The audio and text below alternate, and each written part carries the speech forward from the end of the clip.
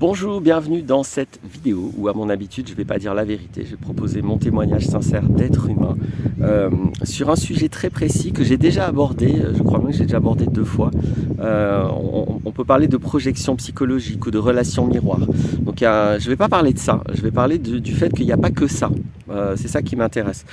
Parce que très souvent je reçois une généralisation de ce phénomène de relation miroir, de projection psychologique, qui décrit que je peux voir en l'autre en fait ce qui est en moi. Surtout si je suis critique, surtout si je juge. Lorsque je juge, lorsque je critique, lorsque je vis avec difficulté le comportement de quelqu'un, très souvent c'est parce qu'en fait il est en moi et je ne veux pas le voir en moi, donc je le vois facilement en l'autre. Donc je ne veux pas nier ce phénomène qui non seulement existe, c'est évident, mais en plus qui est assez fréquent.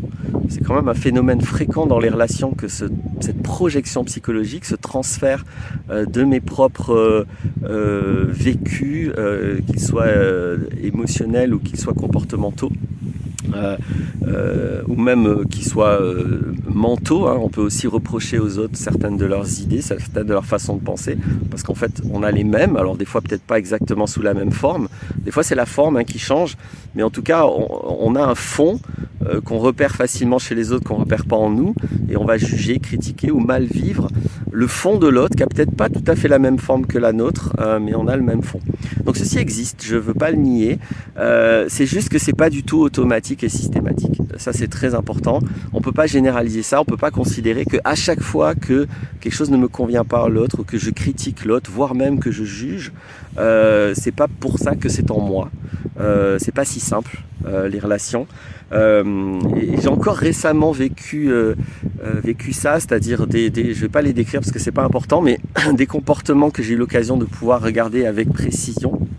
Parce qu'il y a eu des commentaires, il y a eu regards d'autres personnes, etc. Bref, qu'il y a eu beaucoup d'éléments, beaucoup de données que j'ai pu recevoir sur certains comportements, certains systèmes de pensée, et que j'ai découvert en fait, parce que justement ça ne m'appartient tellement pas, c'est tellement pas ma façon de me comporter, de vivre, de raisonner, de penser, que c'est pas facile à voir justement quand les autres ont des structures de pensée, des façons d'être, des vécus qui sont très différents de vous.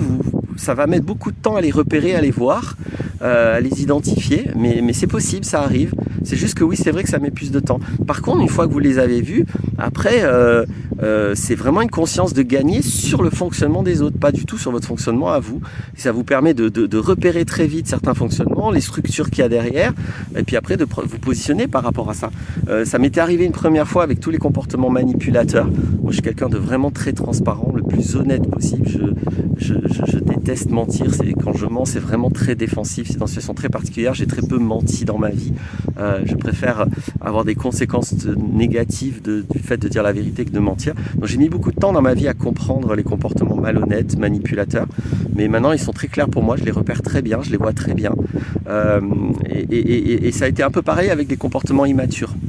Ça a pu me mettre du temps d'identifier à quel point et de quelle manière et comment résonne quelqu'un qui est très immature, c'est-à-dire qui n'a pas passé dans sa vie ce cap de maintenant je suis adulte, il y a des choses dont je vais m'occuper, pas forcément tout seul, mais que je vais maîtriser, gérer seul. Je vais peut-être avoir besoin de soutien pour ça, et je vais peut-être organiser mon entourage pour certains soutiens, mais même ce soutien, je vais le demander de manière adulte, etc.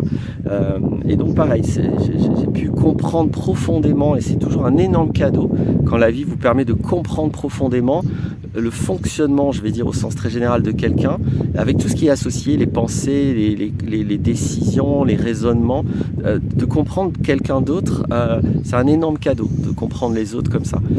Et donc évidemment que quand c'est ça qui vous arrive, il n'y a pas de projection psychologique, il n'y a pas de relation miroir, vous ne voyez pas en l'autre des choses que vous avez en vous, au contraire, vous arrivez à comprendre, voir et évaluer et même repérer rapidement les comportements des autres qui vous dépassent, qui sont absolument éloignés de vous, qui vous sont complètement étrangers. Donc voilà, ce serait simplement ce que je voulais dire, pour vous inviter évidemment, alors à la fois à ne pas tomber dans ce systématisme de dire ah ben de toute façon si tu juges c'est que tu as ça en toi, souvent c'est vrai mais c'est pas toujours vrai, et puis vous-même à découvrir les autres sur des aspects qui sont très loin de vous. Pour ça il faut une grande ouverture, une grande ouverture d'amour et de conscience. À bientôt pour d'autres vidéos. Je pense que j'ai dit ce que je voulais là-dessus. Possible solution, rewire our connection, maybe less consumption, emerging from a mind of isolation, revalue all that we've been given, God don't work on commission, we make up one big breathing chain, we're quite the same, hey life's a foolish, foolish game.